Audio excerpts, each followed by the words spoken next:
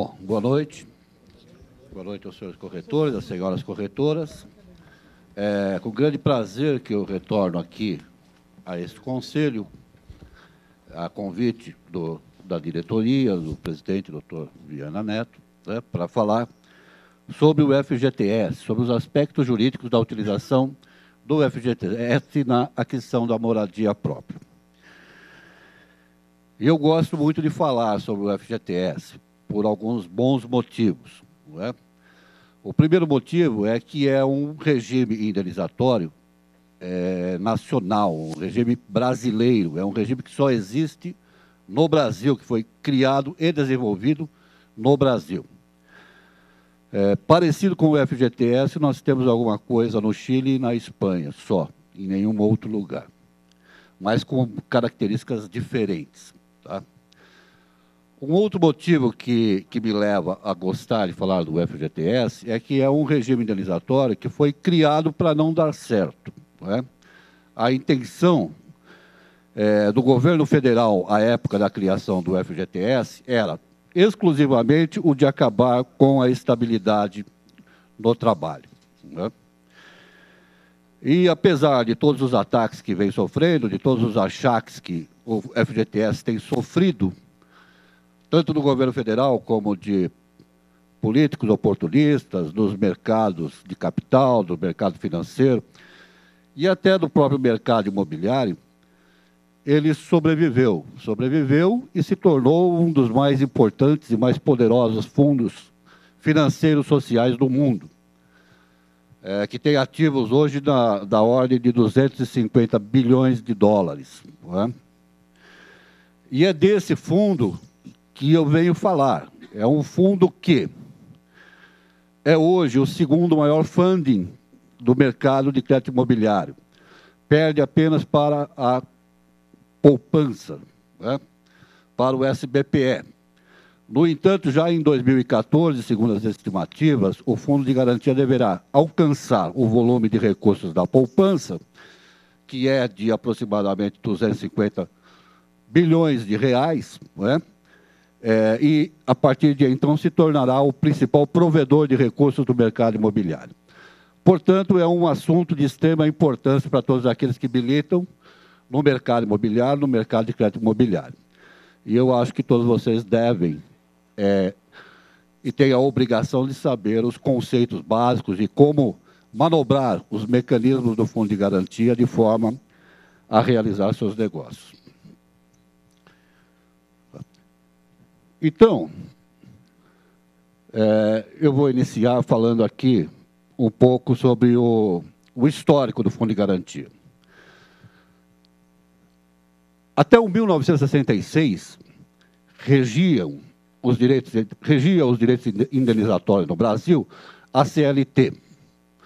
Não é? E o que a CLT dava lá ao trabalhador? Primeiro, uma indenização ao trabalhador demitido, no valor igual a um salário por ano trabalhado. Não é? Além disso, garantia a estabilidade após 10 anos de emprego na mesma empresa. Esse regime, que vinha de 1943, tá, precisava ser substituído porque ele não era suficientemente bom para nenhuma das partes. Ele não agradava aos trabalhadores, porque, apesar de garantir esses direitos, ele não garantia o efetivo recebimento desses direitos, né? De forma que o trabalhador, ao ser demitido, tinha que, normalmente, buscar a Justiça do Trabalho para efetivar os seus direitos. Não era bom para o empresário, em função da estabilidade de emprego, né? Que sempre foi um instituto muito combatido pelo setor empresarial. E não era bom para o governo, porque ele resultava num volume muito grande de recursos distribuídos na mão dos empresários. Por quê? Porque não havia uma centralização desses recursos financeiros indenizatórios.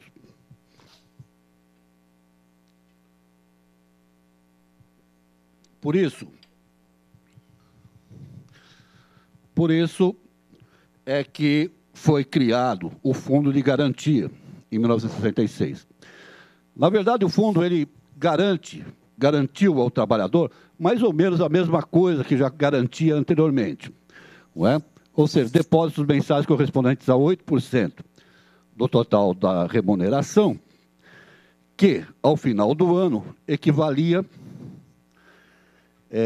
mais ou menos ao salário já garantido na CLT. Acabou com a estabilidade do emprego, substituiu por uma imposição de multa, aquele momento de 10% sobre o valor da conta vinculada. Essa multa hoje é de 40%, não é? Por força da Constituição de 1988. E, para o governo, resultou na constituição de um fundo financeiro destinado a acumular recursos para o financiamento da moradia popular. Tá? Então, de alguma maneira, ele resolveu aqueles problemas que nós tínhamos o regime da CLT, não é? E resultou aí num novo regime. O regime da CLT e o regime do FGTS coexistiram de 1966 até 1988. Nesse período, na teoria, o trabalhador poderia optar por qualquer dos regimes, ou da CLT ou do FGTS. Eu digo na teoria porque, na realidade, o trabalhador era obrigado, sempre foi obrigado, a optar pelo FGTS a partir de 1966.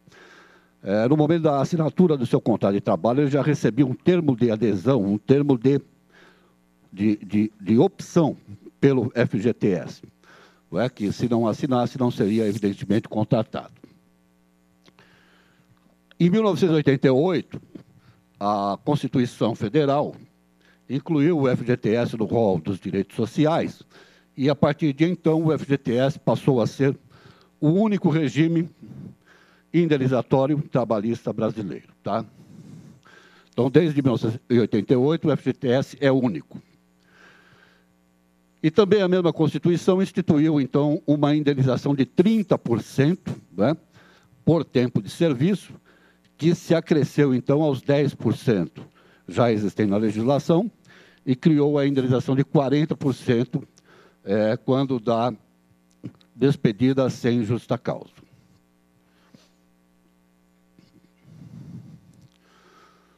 Tá? Então, vamos ver o que é o FGTS, né? Esse fundo em que nós estamos falando. Então, é um fundo financeiro formado por depósitos efetuados pelos empregadores em contas vinculadas abertas em nome dos empregados. Esses depósitos são equivalentes a 8% do valor da remuneração mensal ou 2% no caso de aprendizes e trabalhadores com contrato de trabalho por prazo determinado. Então, na verdade, aqui já dá para se perceber que nós estamos falando de indenização, de antecipação de indenização trabalhista, né? Porque, na verdade, a indenização só é devida quando da rescisão do contrato de trabalho, né? Aqui, nesse sistema criado pelo governo, a indenização é adiantada, é depositada de forma adiantada num fundo destinado a financiar a casa própria, né? Financiar a construção de moradias, e depois foi incluído também a infraestrutura não é?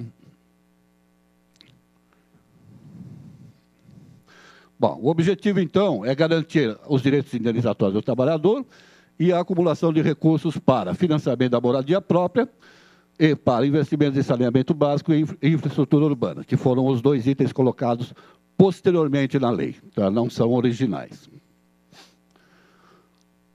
O Fundo de Garantia, ele tem natureza jurídica.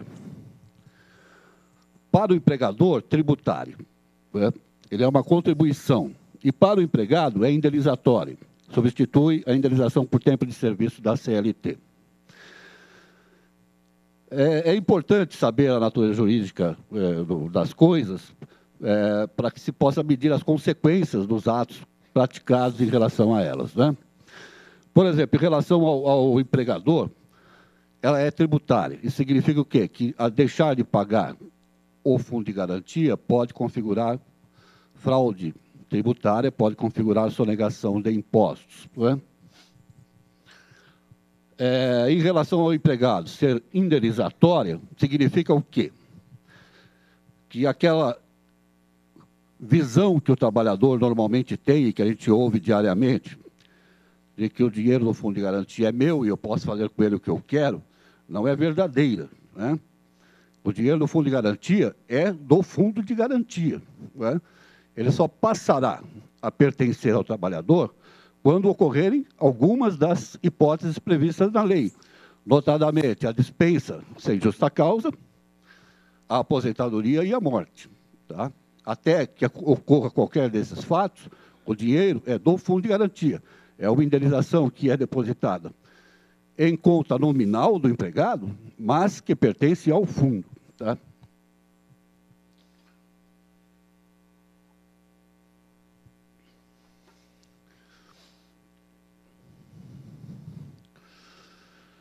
O fundo, então, hoje ele é regido pela Lei 8.036, de 1990, regulamentada pelo Decreto 99.684, do mesmo ano.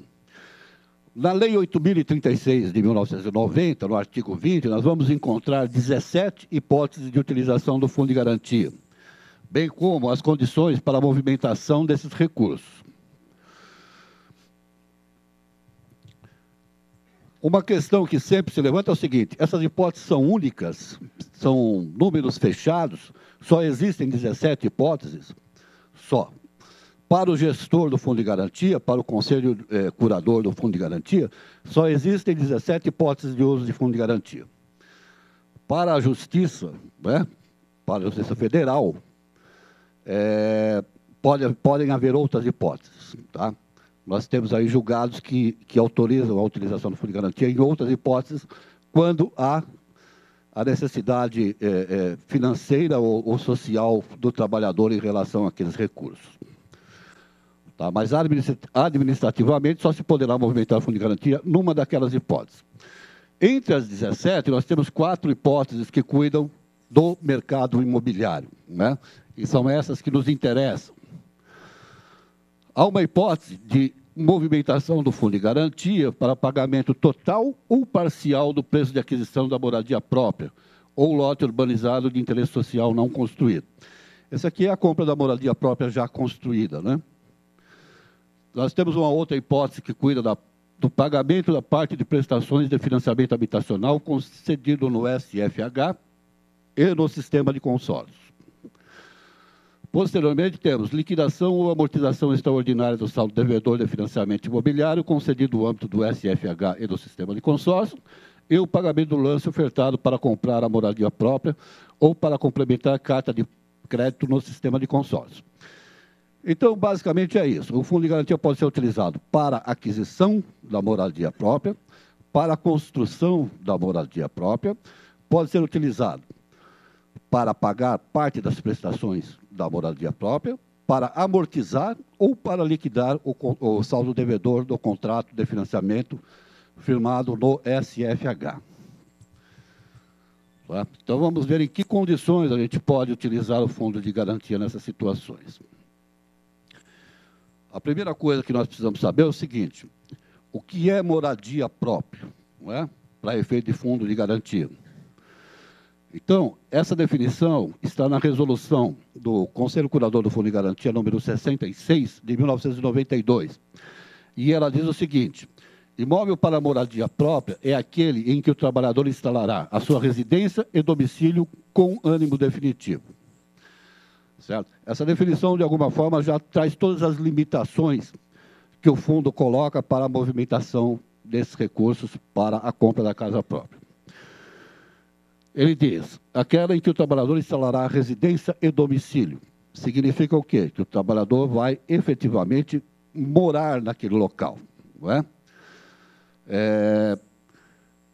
Não basta ser só a residência, porque ele pode residir, por exemplo, numa casa de campo, não é? Ou numa casa de praia.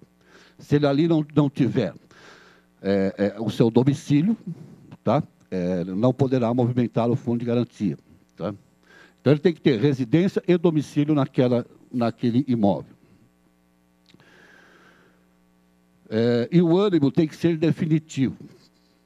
E o que significa ânimo definitivo? Não tem nenhuma definição para isso.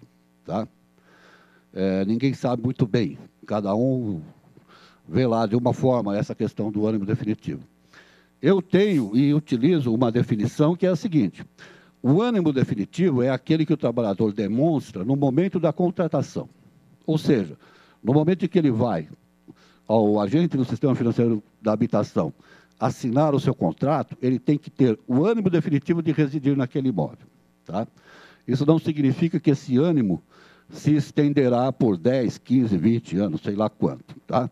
Esse ânimo pode terminar em uma semana, um mês, 2 meses, um ano. Vai depender do que ocorrer nesse período lá entre ele, os vizinhos, a casa e tudo isso. Tá? Então, o importante é que, no momento em que ele vai ao banco assinar o contrato, ele tem que estar disposto a morar naquele imóvel. Tá?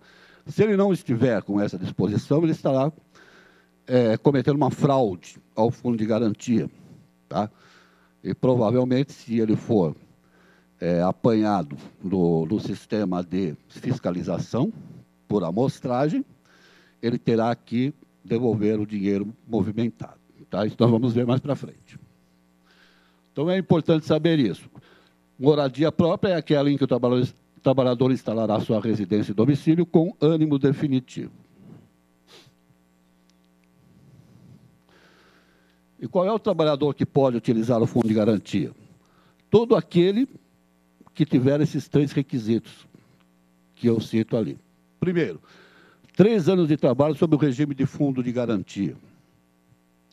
Segundo, não ser proprietário, promitente comprador de imóvel residencial no município onde reside ou trabalha, incluindo limítrofes ou integrantes da mesma região metropolitana. Terceiro, não ter financiamento ativo no SFH para aquisição de moradia em qualquer parte do país.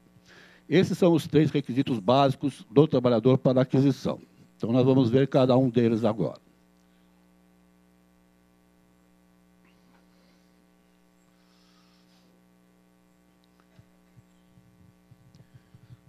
O requisito de não ser proprietário ou promitente comprador de imóvel, ele pode ser afastado para beneficiar o trabalhador que tenha perdido o direito de residir por separação ou divórcio.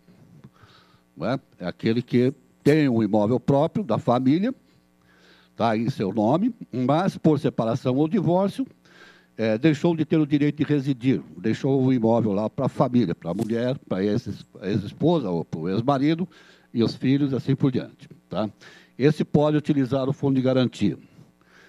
Aquele que tenha perdido o direito de residir em decorrência de sinistro, como, por exemplo, a contaminação de solo ou inundação, esse tipo de sinistro que impede lá a utilização do imóvel de propriedade do trabalhador. Aquele que é proprietário de menos de 40% do imóvel impeditivo. Ou seja, para efeito do fundo de garantia, até 40% da propriedade não é considerada impeditiva. Tá? Isso não tem em lei nenhuma, não tem em normativo nenhum, não tem em nenhuma resolução do Conselho Curador, nem do Banco Central. Tá? Isso é uma coisa que foi incluída nas normas da Caixa Econômica Federal e ninguém tirou e continua lá até hoje. Né? E continua valendo. Tá? O proprietário que seja no proprietário de imóvel havido por herança ou doação. Ou seja, o cidadão recebeu lá alguns imóveis por herança ou por doação com cláusula de usufruto. Né? Na verdade, ele pode ter lá 5, 6 imóveis, no entanto, ele só tem papel, ele não tem nenhum imóvel onde morar, tá certo? Até que ocorra lá a morte do usufrutuário ou a renúncia, ele não tem onde morar. Então, ele pode, sendo no proprietário, utilizar o fundo de garantia. No entanto, essa nua propriedade tem que ser decorrente de herança ou doação, tá? Não é a nua propriedade em que o trabalhador, sendo proprietário de um imóvel, institui o usufruto em favor de um filho ou dos pais, ou qualquer coisa assim, e vai ao fundo de garantia buscar dinheiro para comprar uma moradia, tá? Porque isso significaria mais ou menos a mesma coisa de comprar o imóvel para o pai ou para o filho, o que é vedado pela legislação. Também pode comprar, né, ou não é impedimento, que ele compre a parte do imóvel de terceiro. Ou seja, ele tem lá 50% da propriedade de um imóvel, isso seria impeditivo para ele comprar uma residência própria, mas ele pode comprar os 50% restantes com o dinheiro do fundo de garantia. Tá? Também pode ser afastada para aquele que pretenda vender simultaneamente o imóvel impeditivo. Ou seja, eu tenho um imóvel residencial, ele é impeditivo ao uso de fundo de garantia, mas eu me comprometo a vender simultaneamente a compra do novo com os recursos do fundo. Então, desde que ele venda até a data da contratação, até a data da assinatura do contrato, não há nenhum problema, tá? E também, aqui é uma exceção muito particular, né? É aquele que tem adquirido imóvel da Encol S.A. Né? Hoje em dia são poucos ainda os que restam de compradores da Encol que ainda têm problemas para a aquisição da casa própria. A maioria já resolveu os seus problemas.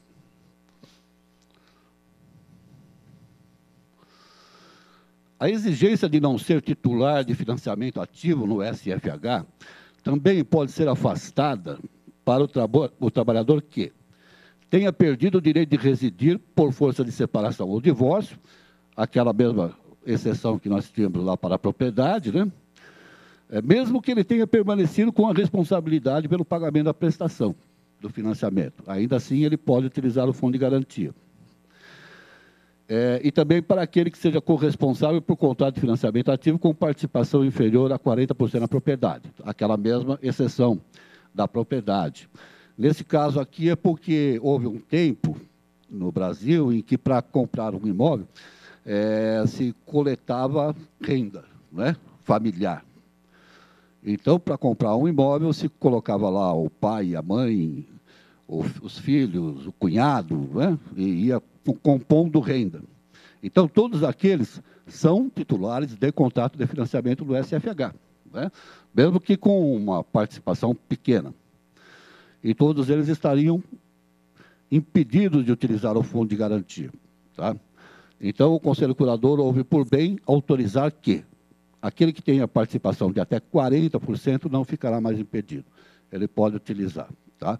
Ainda que ele participe lá de um contrato de compra de imóvel para a mãe na Bahia, por exemplo, né? E veio para São Paulo, quer comprar um imóvel aqui, pode usar o fundo de garantia, porque aquele financiamento lá não vai prejudicar o seu direito.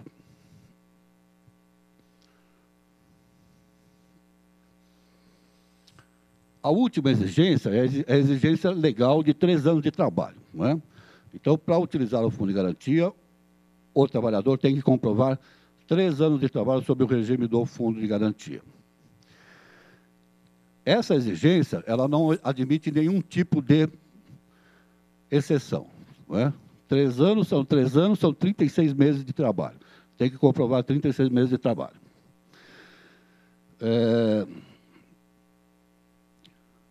Às vezes me perguntam, por que 3 anos? Porque alguém achou bonito 3 anos, tá? Não tem nenhuma justificativa técnica para isso. Não é? Na verdade, essa carência, ela é própria dos fundos, de qualquer fundo financeiro. Né? Primeiro você compõe o fundo para depois se beneficiar do dinheiro. Não é? Então, poderia ser 24 meses, 36, 48, alguém escolheu 36 meses. Outro dia, a repórter da Folha de São Paulo perguntou para a Caixa Econômica por que dos 36 meses. E a resposta vinda lá da assessoria de imprensa foi porque em 3 anos o trabalhador acumularia um valor razoável para utilizar. Uma bobagem, porque, na verdade, Em 3 anos, o trabalhador normalmente ele já mudou de empresa 2 ou 3 vezes, não é? Ele já sacou o fundo de garantia, já gastou em outras coisas. Pode ter trabalhador também com mais de 3 anos que não tenha nada no fundo, que já tenha utilizado, que já tenha sido demitido em uma determinada ocasião e sacado todo o seu dinheiro, não é? Mesmo assim, ele tem o direito de utilizar o fundo, inclusive para provar que tem mais de 3 anos, para poder, posteriormente, fazer liquidação e amortização do contrato, não é? Então, não tem nada disso. Na verdade, é um número lá de meses que foi estipulado, dentro do conceito normal do fundo de fazer lá uma acumulação antes de se beneficiar. Uma questão que se coloca e que ninguém enfrenta, ninguém tem interesse em enfrentar é o seguinte: se desde 88 nós só temos um regime indenizatório, que é o Fundo de Garantia, então o trabalhador que não foi registrado em carteira, ele pode comprovar 36 meses sem o registro? Não é? Aparentemente, sim. Por quê? Porque, ainda que não tenha sido registrado, ele está trabalhando sob o regime do Fundo de Garantia, que é o único regime existente. Tá certo? Se ele não foi registrado, foi por questões administrativas que deveriam ser resolvidas pela fiscalização do Ministério do Trabalho, e não ser utilizado como impeditivo para o seu benefício. Tá? Direitos legais do imóvel. Então, o trabalhador tem 3 requisitos, né? Que são não ser proprietário, não ter financiamento no SFH e ter 3 anos no fundo de garantia. O imóvel já tem lá 4 requisitos. Não é? O primeiro, ser urbano, residencial e destinar-se à moradia própria do trabalhador titular da conta vinculada. Certo?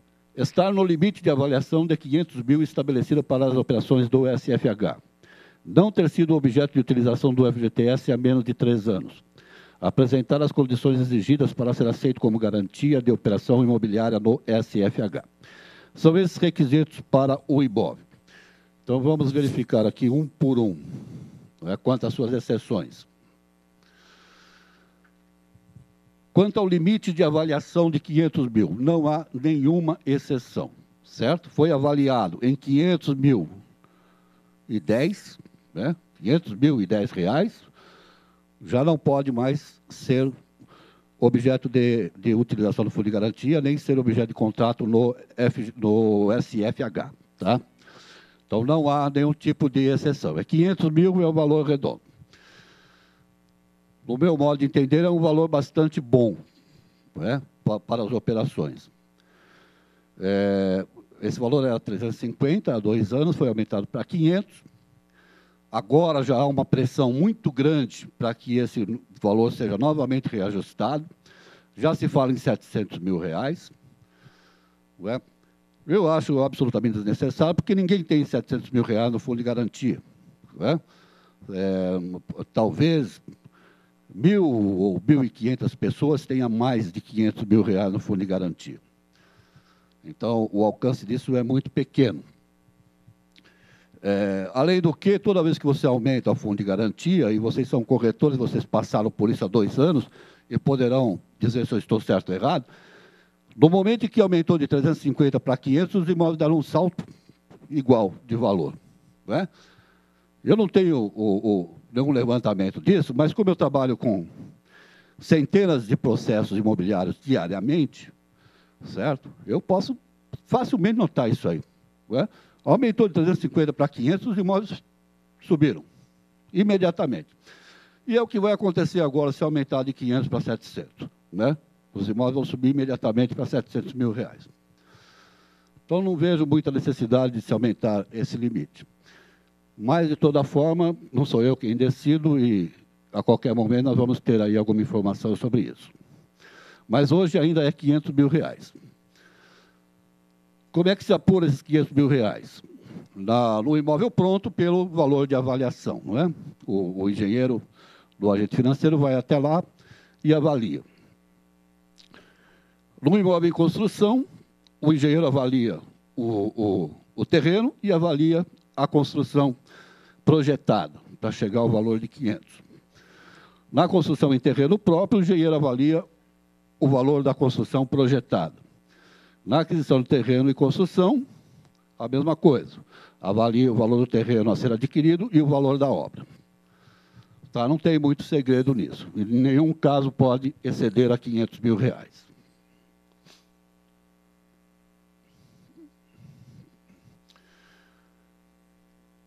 As exigências de ser urbano, de destinar-se à moradia própria do trabalhador titular da conta e de não ter sido objeto de transação com o FGTS nos últimos 3 anos, são inafastáveis e não admitem exceção de qualquer espécie. Tá? Então, para utilizar o fundo de garantia, o imóvel deve ser urbano, não há nenhum tipo de exceção. Ele tem que necessariamente destinar-se à moradia do titular da conta, certo? Não há exceção, não se pode comprar imóvel com fundo de garantia para o filho, que vai estudar em Bragança Paulista, não se pode comprar para os pais, não se pode comprar para os sogros, nem para as avós, para ninguém, certo? Tem que ser para o próprio titular da conta. E também o imóvel não pode ter sido objeto de utilização do fundo de garantia nos últimos 3 anos, tá? Há uma exceção aí, certo? Que o Conselho Curador do Fundo de Garantia tem admitido, eu acho errado, porque a lei não prevê, mas está valendo, que é a seguinte: o mutuário, não é, liquida o seu contrato com o fundo de garantia, tá? E imediatamente coloca o imóvel à venda e o comprador compra com o fundo de garantia. Na regra da lei, isso não seria permitido, porque houve uma utilização de fundo de garantia para a liquidação do contrato. Mas o Conselho Curador está entendendo que não, que são situações diferentes, né? Aquele que foi lá e liquidou, fez uma operação que não impede que o comprador do imóvel utilize o fundo de garantia. Então, enquanto não houver uma mudança de entendimento do Conselho Curador, está valendo, tá? E se vocês tiverem oportunidade de utilizar, por favor, fiquem à vontade. Quanto a ser residencial, admite-se que o prédio destinado à moradia seja misto, ou seja, pode ter uma parte residencial e uma parte comercial. No entanto, a utilização do fundo de garantia estará limitada à avaliação exclusiva da parte residencial. Tá?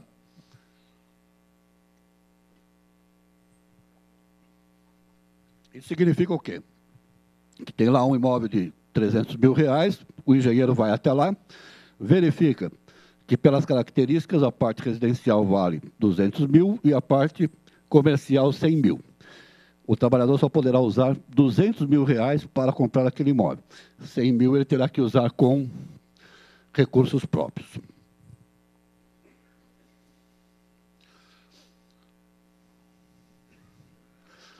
Eu estou falando meio corrido para dar tempo de chegar nas 7h30, tá? Se vocês quiserem que eu vá mais devagar, é só falar. Uma outra questão que é muito importante é a questão dos requisitos para o imóvel ser aceito como garantia no SFH.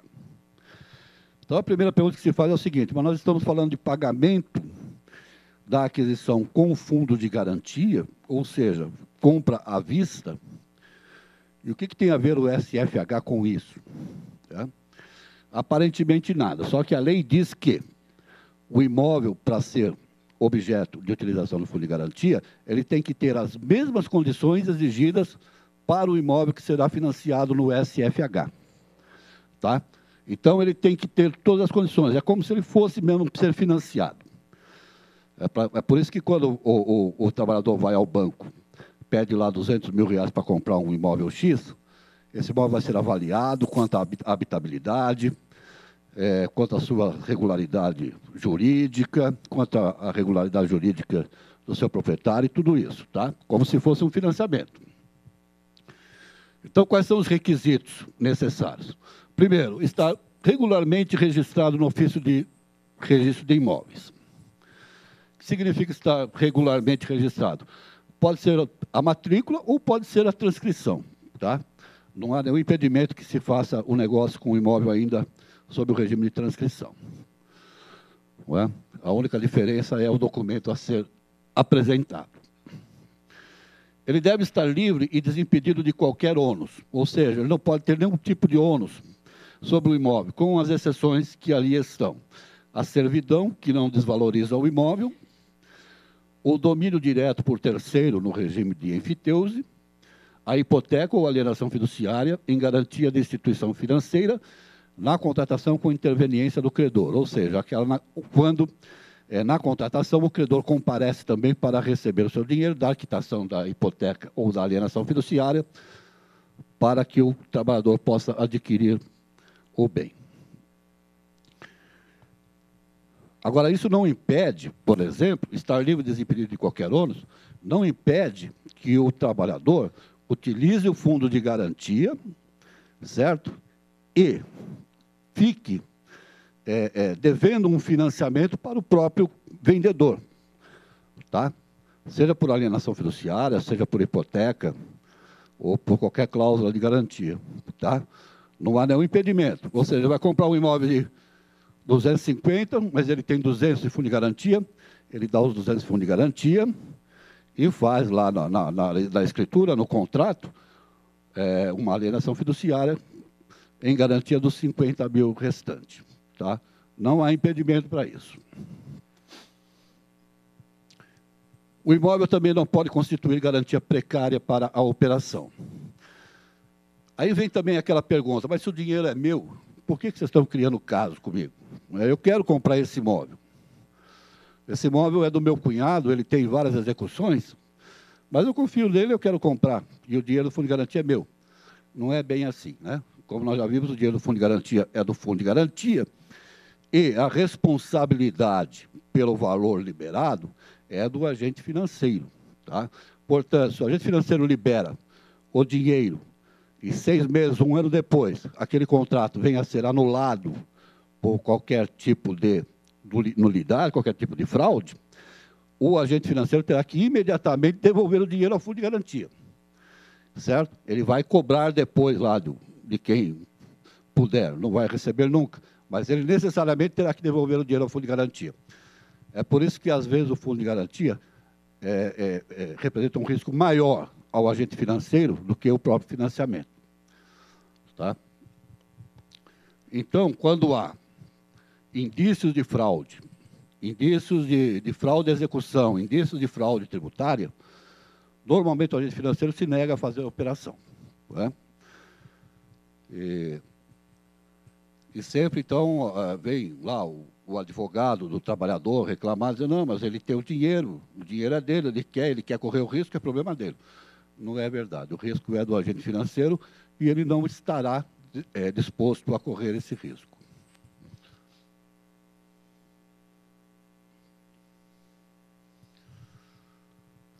A forma de liberação do fundo. Existe um preconceito, né, contra o fundo de garantia, às vezes por parte dos corretores, por parte das construtoras, dos vendedores, no sentido de que a liberação é demorada. Na verdade, não é. Se fizer o processo direitinho, a liberação é 5 dias úteis, né, do fundo de garantia. A análise da operação normalmente demora um pouco mais, porque é uma operação imobiliária. O senhor sabe que a operação imobiliária não é comprar uma televisão, não é comprar uma bicicleta. É uma coisa um tanto mais demorada, né, do que simplesmente ir até a loja e comprar. Mas não é nada muito demorado, não. Então, na aquisição de imóvel construído, tanto no SFH como no sistema de consórcio, o dinheiro do fundo de garantia é liberado após a comprovação do registro do contrato ou escritura no ofício de registro competente. Ou seja, há aquele período de análise do processo, há a contratação e, após a contratação, o contrato é levado ao registro de imóveis, registrado, somente após o registro é que é liberado o fundo de garantia. né? É da mesma forma que acontece com os recursos do financiamento no SFH e no SBPE. Então, isso normalmente demora o quê? 15 dias, se não houver nenhum tipo de exigência do cartório, não é? 15 dias entre a assinatura e o registro. Na aquisição de imóvel em construção, com financiamento concedido no SFH ou por meio de autofinanciamento, o dinheiro é liberado em parcelas de acordo com o cronograma físico-financeiro da obra. Ou seja, para utilizar dinheiro do Fundo de Garantia no imóvel em construção, se apresenta um projeto de construção, um cronograma físico-financeiro, e o dinheiro é liberado na medida em que aquele cronograma é cumprido, sendo que a última parcela só será liberada após o efetivo registro do contrato ou da escritura no registro de imóveis.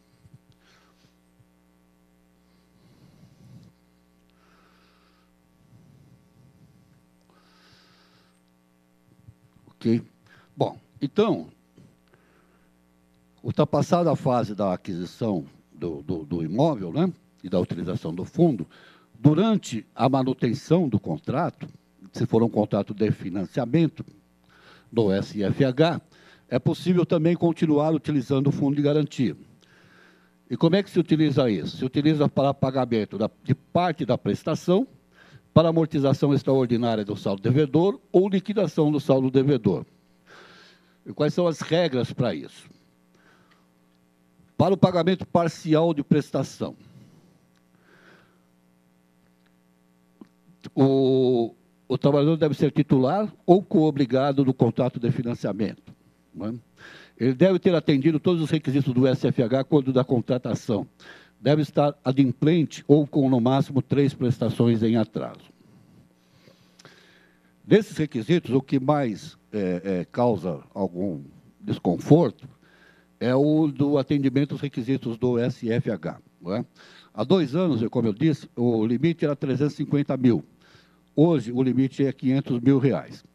Então, algumas pessoas entendem que, embora tenham comprado um imóvel há 2 anos, de valor superior a 350 mil, como hoje o limite é 500, eles poderiam utilizar o fundo de garantia para pagamento da prestação, ou para liquidação ou amortização. E não é verdade. Por quê? Porque você volta à data da contratação. Tá? Ele tem que ter todos os requisitos na data da contratação. Se ele não apresentou os requisitos ali, ele não poderá mais utilizar o fundo de garantia naquele contrato. Tá? O que é que ele pode utilizar? Ele pode utilizar 80% do valor da prestação. Ou seja, se ele paga uma prestação de R$1.000 e ele tem fundo de garantia suficiente, ele pode pagar R$800 por mês com o fundo de garantia. Tá? É preciso que ele tenha o valor na conta, né? Ou seja, no momento do pedido, ele tem que ter valor suficiente para pagamento de 12 prestações. Tá? Então, 12 vezes 800, tá? A R$9.600, por exemplo. Não é? Ele tem que ter naquele momento. Não conta com os depósitos mensais. Os depósitos mensais só contarão para a próxima liberação. A operação não pode exceder a 12 prestações. E a operação pode ser repetida após o término da utilização. Ou seja, pagou 12, pede novamente, pagará mais 12 e assim sucessivamente. Tá? Enquanto tiver fundo de garantia, poderá ir pagando parte da prestação com o dinheiro do fundo. A questão do uso do fundo de garantia para pagar prestações em atraso. A lei não permite, o Conselho Curador do Fundo de Garantia não admite, tá? Que se utilize fundo de garantia para pagamento de prestações em atraso. No entanto, no Judiciário, é bastante comum que se libere a movimentação do saldo para a regularização do contrato. Muitos defendem isso, né?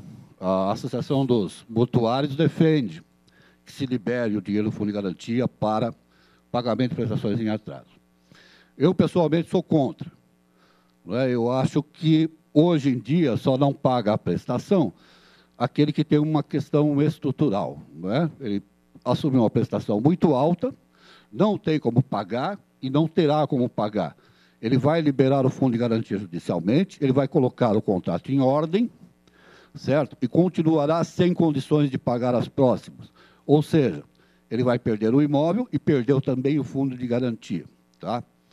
Então, é preciso pensar bem quando vai se defender a questão do pagamento das prestações em atraso. Ali, no mais das vezes, é prejudicial ao trabalhador mutuário.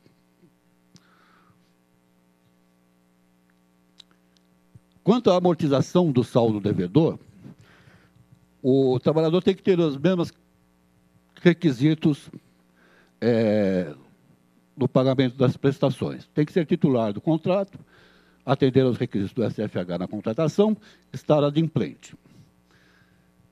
Quanto ele pode usar para amortização? Todo o valor da conta. Se ele tiver 50 mil reais na conta corrente, na conta vinculada, ele pode utilizar os 50 mil reais para pagamento da amortização do contrato.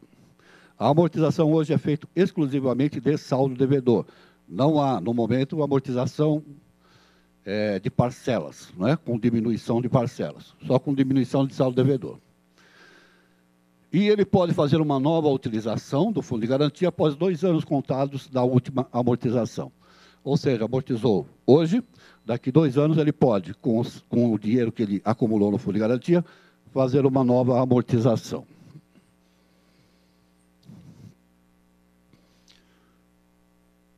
Depois vem, então, a liquidação do saldo devedor. Também o mesmo requisito, tem que ser titular do contrato, tem que ter atendido a todos os requisitos do SFH na contratação. Quanto é que ele pode utilizar para liquidar o saldo? O valor total do saldo.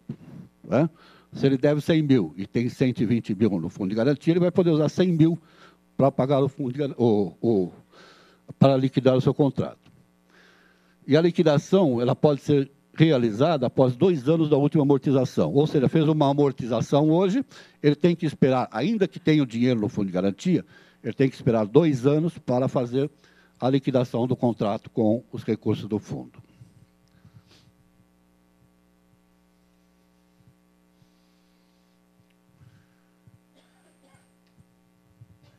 Então, o trabalhador naquelas condições, ele pode usar o fundo de garantia para comprar imóvel, para pagar parte das prestações, para amortizar ou liquidar o saldo devedor. Tá? Agora, tudo isso tem que ser tempestivo e tem que ser dentro das regras do fundo de garantia. Se ele fizer uma movimentação fraudulenta do fundo, ele vai responder por isso. E o que caracteriza a movimentação fraudulenta? Primeiro, a movimentação intempestiva de recursos do fundo, fora das situações e condições previstas na legislação específica. O que é a movimentação intempestiva? Por exemplo, fazer uma amortização antes de cumprir o prazo de 2 anos da última. Por exemplo, utilizar o fundo para comprar sem ter cumprido o prazo de 3 anos de carência do imóvel estipulado pela lei. Tá? Também caracteriza a fraude ao fundo de garantia a realização de transações simuladas ou realizadas mediante a utilização de documentos falsos ou falsificados com o objetivo de movimentação indevida dos recursos. O que é uma transação simulada?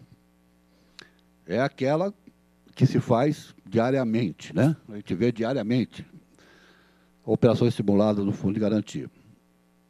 É aquela em que a pessoa compra o imóvel sem o ânimo definitivo de ali morar, comprou, no dia seguinte já coloca a venda, tá?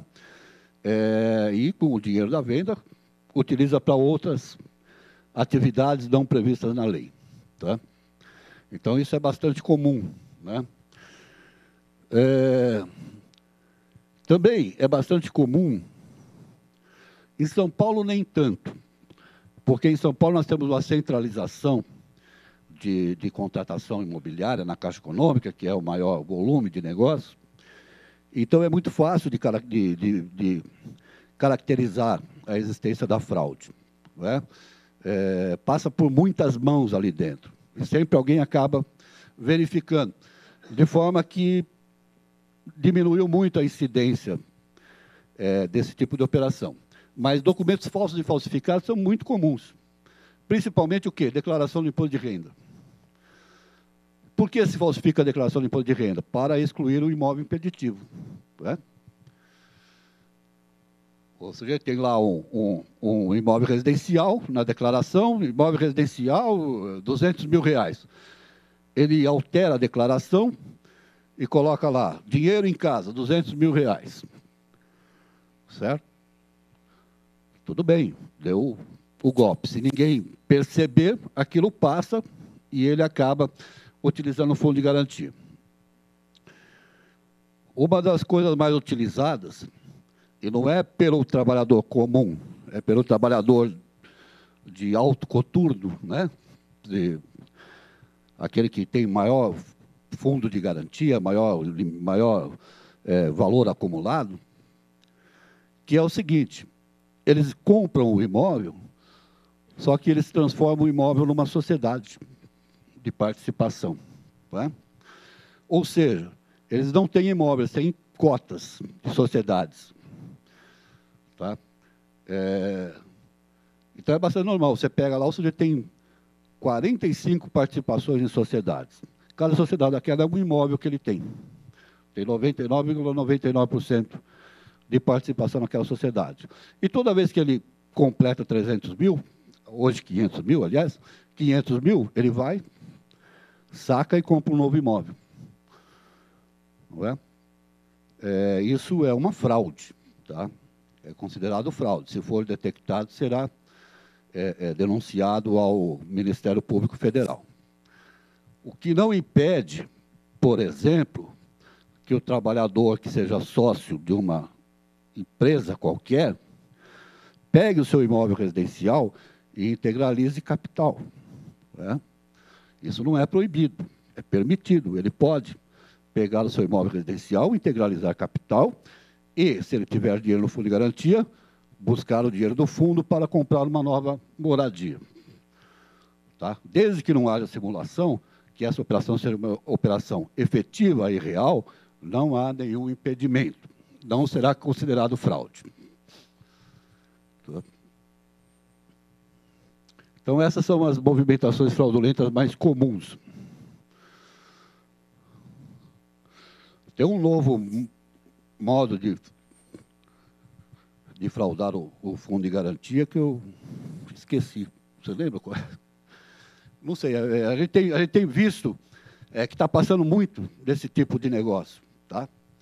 E nós já detectamos que isso é uma nova forma que foi inventada para fraudar o fundo de garantia na compra da moradia própria. Mas eu esqueci agora qual é o mecanismo, eu não vou falar para não falar bobagem. O dia que eu souber, eu falo para vocês. O dia que eu lembrar. Bom, consequência da utilização irregular dos recursos do FGTS. Utilizou indevidamente, tem responsabilidade civil e criminal. Não é? Quanto à responsabilidade civil, o trabalhador que, direto ou indiretamente, fraudar ou promover a movimentação indevida ou intempestiva do dinheiro do fundo, fica sujeito a restituir o dinheiro movimentado, não é, com juros de 6% ao ano e atualização monetária, desde a data do débito até a data da devolução. Certo? Então, o fundo de garantia, que tem um sistema de amostragem, né, de fiscalização por amostragem, se ele pega lá um determinado contrato e verifica que foi indevidamente movimentado aquele dinheiro, certo? Ele vai notificar o trabalhador a devolver o dinheiro, certo? Se não devolver de livre e espontânea vontade, será evidentemente executado.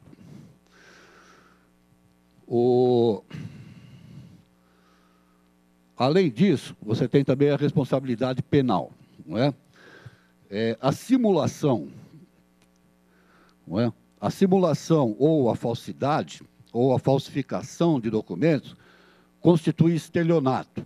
Tá? Portanto, uma vez descoberto a fraude, o fundo de garantia irá imediatamente, não é? Fazer lá uma representação ao Ministério Público Federal para que se inicie lá um procedimento criminal de estelionato. Tá? E isso não tem perdão, porque o funcionário público da Caixa Econômica Federal ele não pode negociar esse tipo de coisa.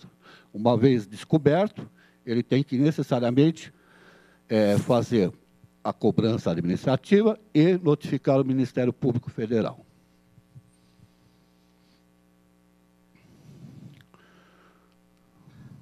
E nós temos lá bastante casos, viu, de pessoas que fazem esse tipo de coisa. Então, nós estamos sempre pegando. Tem pessoas que compram o imóvel, com fundo de garantia, pagamento total, integral com fundo de garantia, e já colocam à venda. E o comprador vai à própria Caixa Econômica Federal para retirar fundo de garantia ou para pedir financiamento. Certo? Lá chegando, é muito fácil de identificar que aquele imóvel acabou de ser adquirido com fundo de garantia. Não é? E que aquele comprador sequer residiu por um dia ou 2 dias naquele imóvel. Tá? Então, também aí é bastante fácil de localizar a fraude. Na via judicial, então, se vocês têm lá uma proposta de negócio, levam à Caixa Econômica Federal ou qualquer agente financeiro, e ele se nega a utilizar o fundo de garantia, a liberar o fundo de garantia, poderá ter razão, como poderá não ter. Vocês poderão ir à via judicial para tentar reverter essa decisão. Não é? E como é que se faz isso? É importante saber que o fundo de garantia, o Conselho Curador e o Ministério das Cidades e o Ministério do Trabalho, que são os órgãos de fiscalização do FGTS, eles não têm personalidade jurídica. Portanto, eles não podem ser demandados em juízo. Não adianta entrar com uma ação contra o Fundo de Garantia. Não adianta entrar com uma ação contra o Conselho Curador do Fundo de Garantia. Eles não existem, não têm personalidade jurídica. Não podem ser demandados. Então, vocês vão demandar a quem? Vão demandar a União.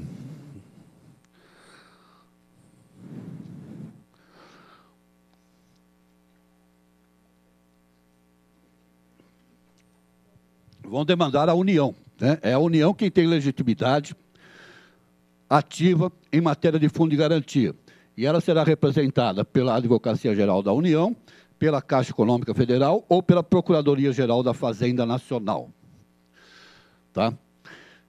Além disso, é sempre importante saber que a competência judicial para assuntos relativos ao fundo de garantia é da Justiça Federal, tá? Com exclusão das reclamações trabalhistas que são feitas na Justiça Comum. Tá? Então, a competência é da Justiça Federal.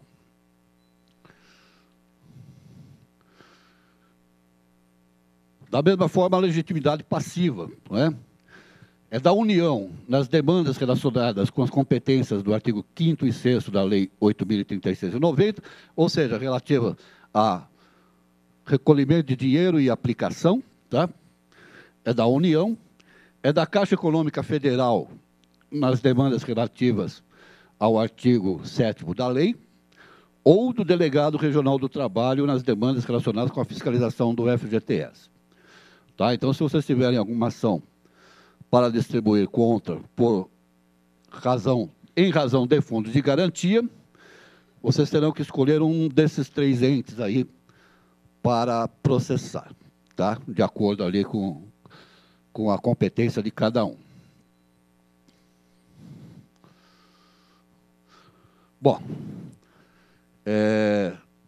então, com isso, eu tentei transmitir para vocês os principais fundamentos do Fundo de Garantia, os principais conceitos, os principais conhecimentos. Não é? Nós temos um site chamado Cartilha do FGTS, que tem lá uma enormidade de material sobre fundo de garantia na área de crédito imobiliário, exclusivamente. Nós só falamos de fundo de garantia na área de crédito imobiliário. Tá? Que eu convido vocês a visitarem quando tiverem necessidade de algum tipo de informação. Tá? É só entrar no Google, pedir lá a cartilha do FGTS, que vocês terão lá os links para ela. Tá? Espero que as informações que eu trouxe tenham sido úteis para vocês. Tá? Fico à disposição. Eu agradeço a presença de todos vocês. Muito obrigado.